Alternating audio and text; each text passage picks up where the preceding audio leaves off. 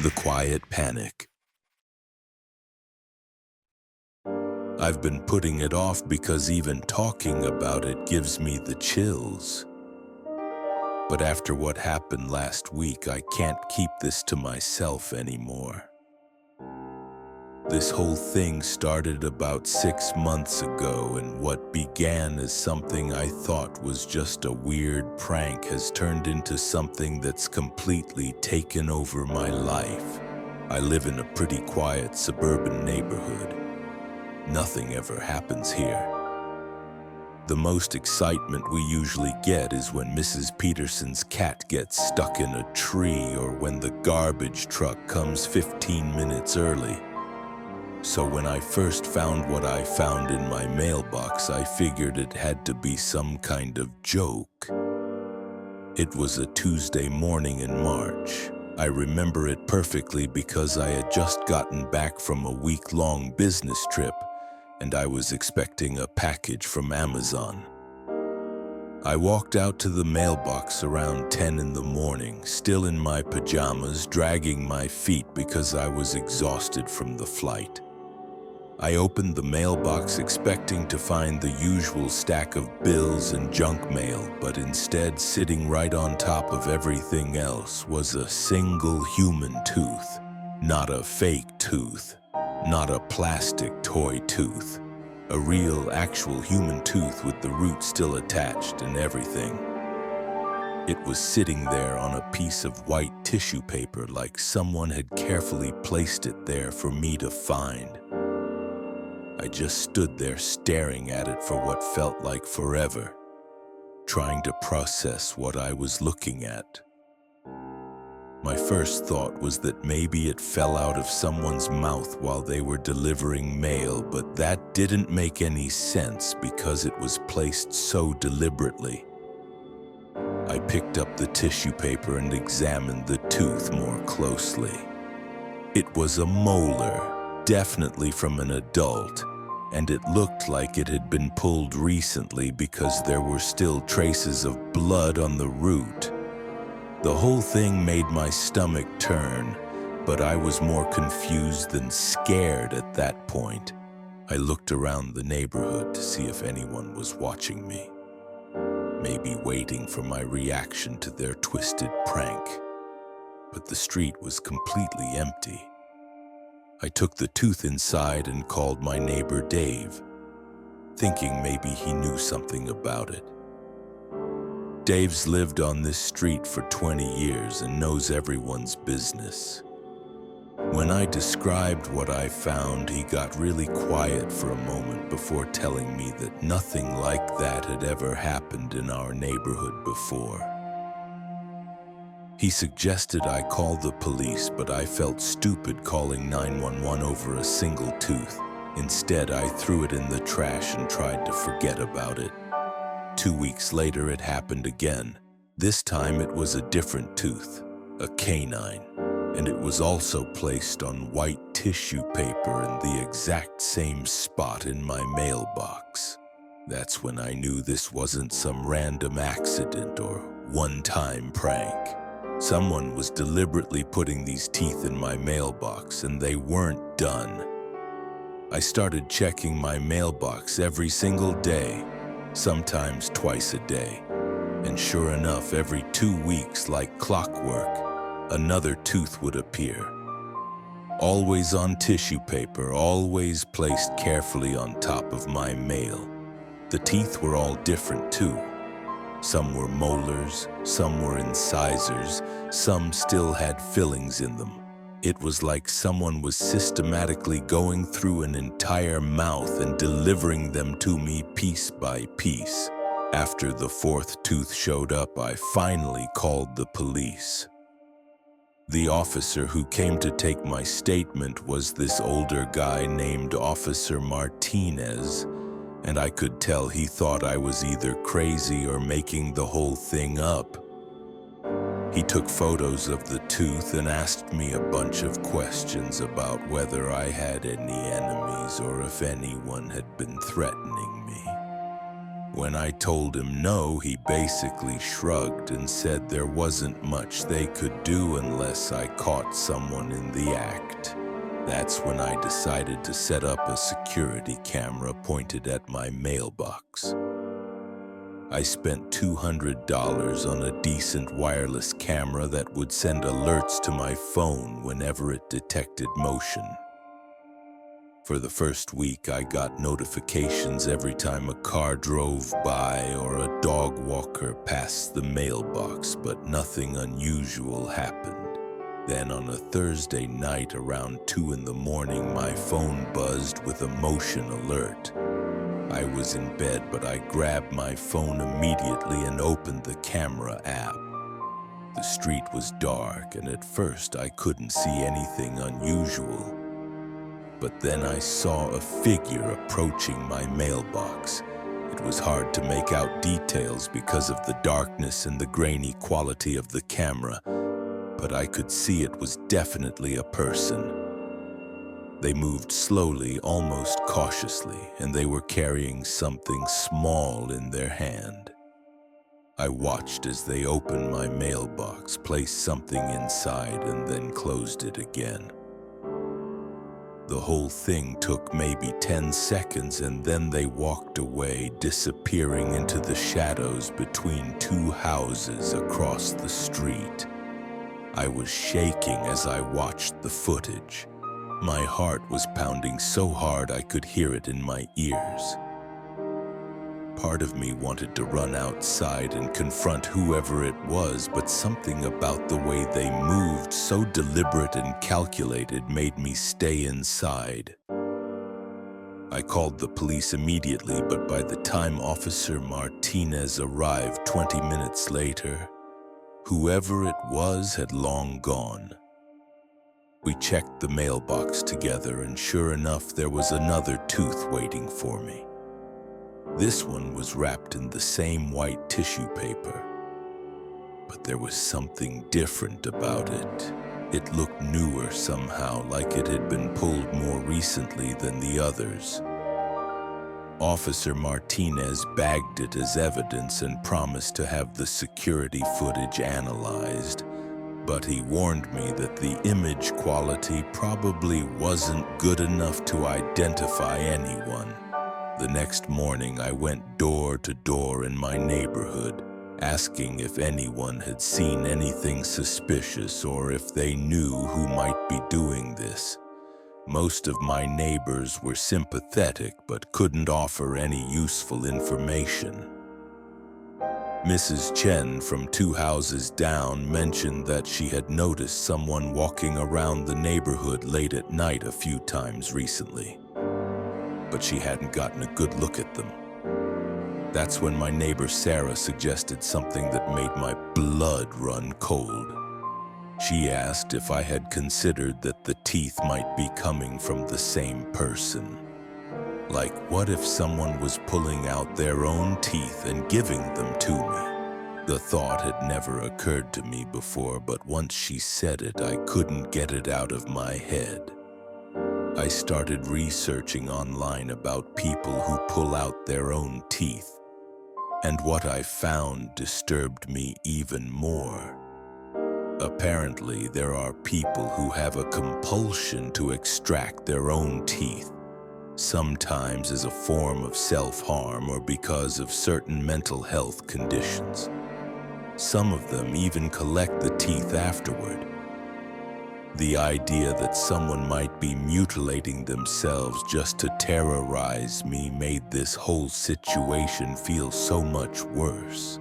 By this point, I was checking my mailbox obsessively, sometimes 3 or 4 times a day. I installed a second camera with night vision and started keeping a detailed log of every tooth that appeared. I measured them, photographed them from every angle, and even started researching dental records to see if I could figure out where they were coming from. The pattern continued like clockwork. Every 2 weeks, another tooth would appear, always on the same white tissue paper, always placed in the exact same spot. I counted 12 teeth total over the course of 4 months, and each one looked like it came from the same mouth. They were all in various stages of decay, some with old fillings, some completely clean. But what happened 3 weeks ago changed everything. Because that's when I realized this person wasn't just leaving me teeth anymore. They were leaving me messages. The 13th tooth came with a piece of paper folded underneath the tissue. My hands were shaking as I unfolded it, and written in messy handwriting were just 4 words. "Do you like them?" I stared at that note for what felt like hours. Someone wasn't just randomly dumping teeth in my mailbox anymore. They were asking for my opinion. They wanted to know what I thought about their twisted gifts. The whole thing had shifted from weird and disturbing to genuinely terrifying, because now I knew this person was thinking about me, wondering about my reactions. I called Officer Martinez immediately, but he was off duty, so I had to explain the whole situation to a different officer who clearly thought I was wasting his time. He took the note and the tooth, but I could tell he wasn't taking it seriously. He basically told me to keep documenting everything and call back if the situation escalated. How much more escalated could it get? Someone was pulling out their own teeth and asking me for feedback. That night, I barely slept. Every sound outside made me jump. Every car that drove by made me peek through my blinds to see if someone was approaching my mailbox. I kept thinking about that handwriting on the note. It was shaky and uneven, like whoever wrote it was in pain or maybe not entirely stable. The next morning, I made a decision that I probably should have made months earlier. I was going to stake out my own mailbox. I set up a chair in my living room where I could see the mailbox clearly through my front window. And I decided I was going to stay awake all night and catch this person in the act. For 3 nights, nothing happened. I drank coffee after coffee, fighting to stay awake, but my mailbox remained untouched. I was starting to think maybe the person had gotten spooked by the police visit and given up. But on the 4th night, around 1:30 in the morning, I saw movement in the street. A figure emerged from between the same 2 houses where I'd seen them disappear on the security camera. They were walking differently this time, though. Instead of the careful, calculated movements I'd seen before, they were stumbling slightly, like they were hurt or dizzy. As they got closer to my mailbox, I could see they were holding their hand up to their mouth. I grabbed my phone and called 911 while keeping my eyes on the person. They opened my mailbox and placed something inside. But instead of walking away immediately like they had before, they just stood there for a moment, swaying slightly. That's when I realized they were bleeding. Even in the dim streetlight, I could see dark stains on their shirt. The dispatcher told me officers were on their way, but I knew it would take at least 10 minutes for them to arrive. I watched as the person finally started walking away, but they only made it about 20 feet before they collapsed right there in the middle of the street. Without thinking, I ran outside. I know it was probably stupid, but seeing someone collapse like that triggered some kind of instinct in me. When I got to them, I could see it was a man, probably in his 40s, and his mouth was a mess of blood. He was conscious, but barely, mumbling something I couldn't understand. That's when I saw what was in his hand. He was clutching a pair of pliers, the kind you'd use to pull nails, but they were covered in blood. This man had been using construction pliers to rip his own teeth out of his mouth, and he'd been doing it for months just to leave them in my mailbox.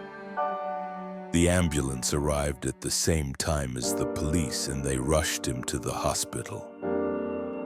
Officer Martinez showed up about 10 minutes later and found me sitting on my porch, still in shock from what I'd just witnessed. He told me they'd need a statement from me, but first he wanted to check what had been left in my mailbox this time. It wasn't just a tooth. There were 3 teeth wrapped in tissue paper, and underneath them was another note. This one was barely legible because of the blood stains, but I could make out most of it. "Thank you for accepting my gifts. I saved the best ones for last. These are from the front so you can see my smile." I felt sick reading that. This man had been systematically destroying his own mouth because he thought I wanted his teeth. He thought I was somehow encouraging him by not moving away or changing my address. In his mind, my continued presence was acceptance of what he was doing. Officer Martinez explained that the man's name was Robert Chen, and yes, he was related to Mrs. Chen from down the street. He was her nephew who had been staying with her for the past 8 months after losing his job and his apartment. Mrs. Chen had no idea what he'd been doing. She thought he'd been going for late-night walks to help with his insomnia. It turned out Robert had been struggling with severe mental health issues for years, including something called dermatillomania, which is a compulsive disorder that makes people pick at their skin or, in his case, harm themselves in other ways. He'd been seeing a therapist, but apparently he'd stopped taking his medication months ago. The really disturbing part was when Officer Martinez told me they'd searched Robert's room at his aunt's house.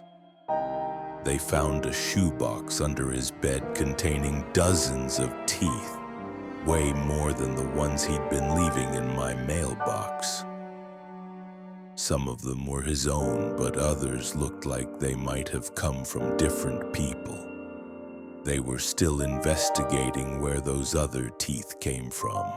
Robert spent 2 weeks in the hospital getting treatment for the damage he'd done to his mouth, and then he was transferred to a psychiatric facility for evaluation. Mrs. Chen was devastated when she found out what had been happening. She came over to apologize, crying and explaining that she'd tried to get Robert help but didn't know how bad things had gotten. I thought that would be the end of it.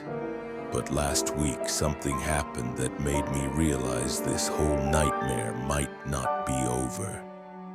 I was checking my mail on Saturday morning when I found an envelope addressed to me with no return address. Inside was a single sheet of paper with a message typed in computer font. "Robert told me about your collection. I have some teeth you might be interested in." I immediately called Officer Martinez, and he told me that Robert had been meeting with other patients at the psychiatric facility, including some who had similar compulsive behaviors. Apparently, Robert had been talking about me and what he called our special relationship. Now someone else thinks I'm some kind of tooth collector who wants to receive their disturbing gifts. The police are taking this new development seriously, and they've increased patrols in my neighborhood.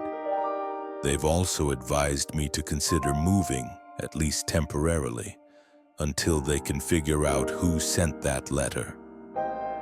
The problem is, I shouldn't have to uproot my entire life because of someone else's mental health crisis. I've started staying at my sister's house most nights, only coming home during the day to check on things and get my mail.